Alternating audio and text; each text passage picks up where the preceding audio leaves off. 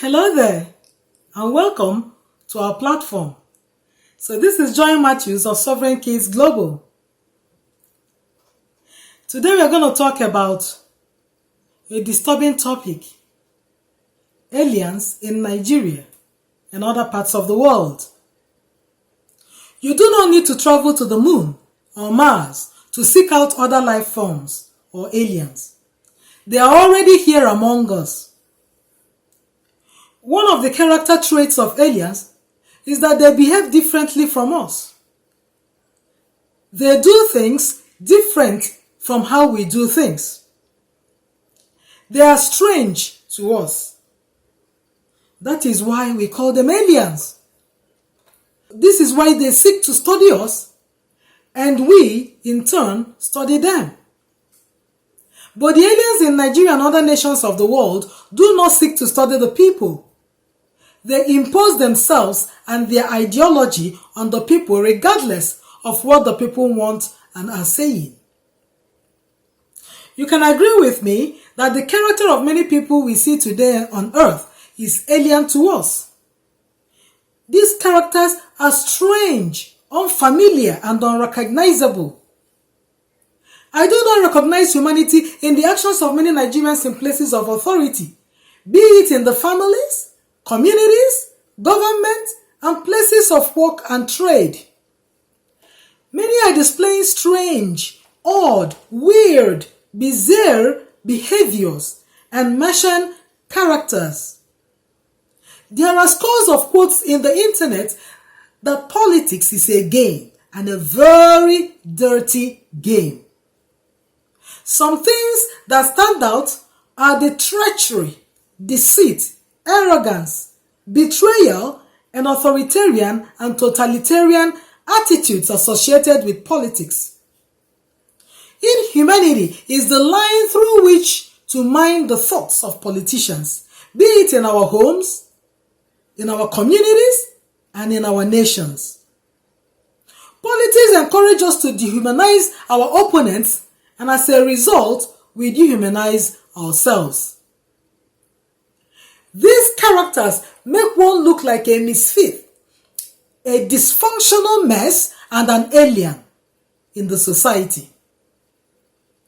Businesses and governments use the violence of politics when they fail to persuade others to agree with them. We see politics in our communities, even in our families and our homes. Political decisions are either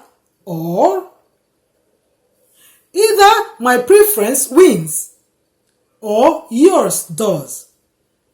And it provokes an anger that cripples or overrides our capacity for reason, and thus make it less likely that we will recognize the inhumanity of our behavior. As a result, politics encourages us to see each other as enemies. You aren't just someone with a different opinion on a given issue. No, you are an enemy.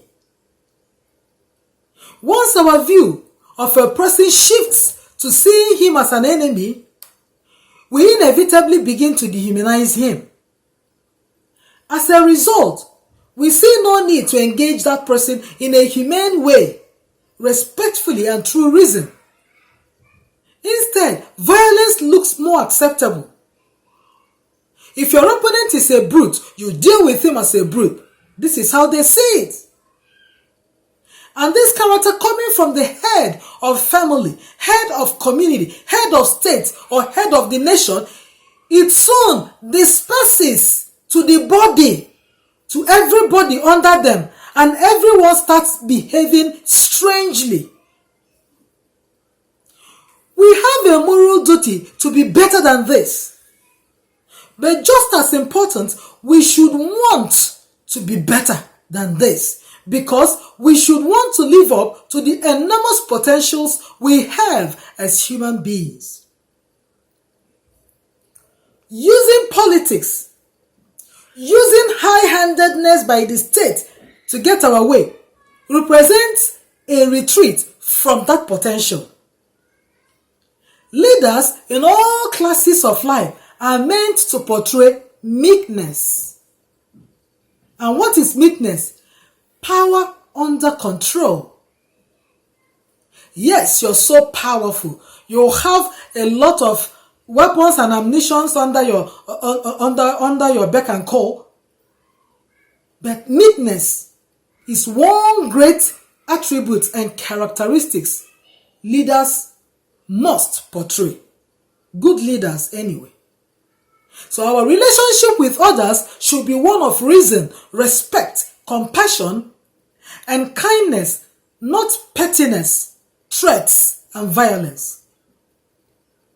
When we understand ourselves or have different views about an issue, the best and most human way to do it is through peaceful discussion, tabling and arguing out our points.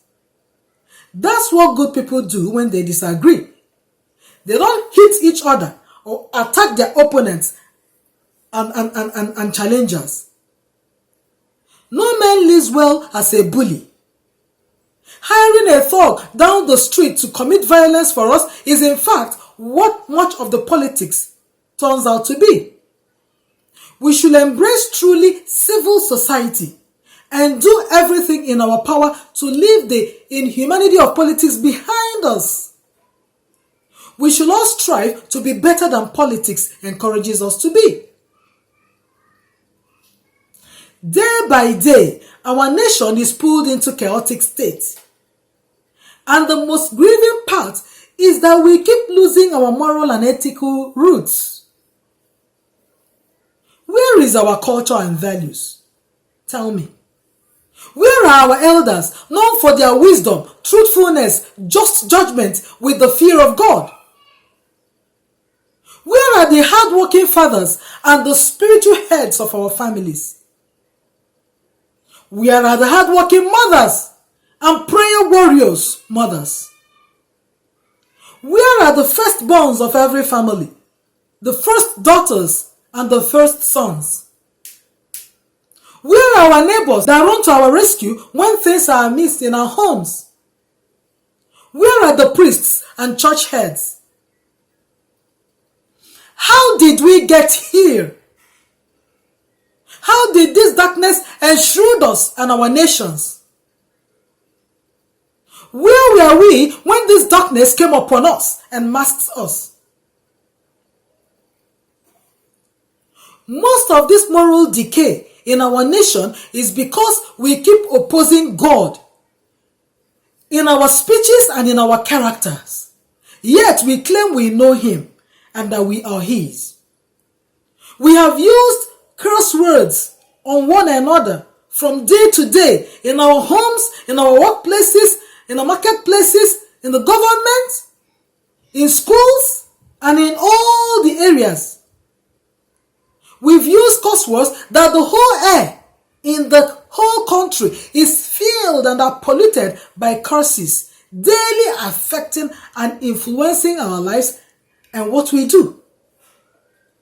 We find ourselves praying and taking authority against demons. Meanwhile, we created those demons through our curses. Each day breaks with many people inventing new ways of performing evil in our nations.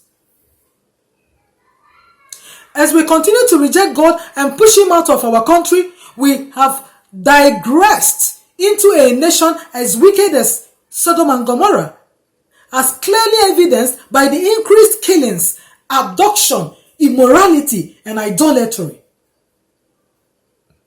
Our country's rapid descent into apostasy is undoubtedly leading our country into a calamitous future, and it is imperative that we hold this by the heels now and address it once and for all. We better stop whatever we are doing now. We better stop fanning this coal, for if it catches fire, even you, yes, you are not safe. For no one knows the direction the sparks will go. Probably towards your direction. So let's all come back to God, our Father. Every one of us big and small, rich and poor, with true repentance, forsaking all our evil, political, and alien ways. And the Lord will forgive and cleanse us, and we will not be aliens anymore, but rather humans as we are created to be. Thank you for indulging me today. Please watch other powerful video clips in our channel, Sovereign Kids Global. They are all eye-opening to the truth. Subscribe, hit the bell icon, like, and leave a comment. God bless you and thank you.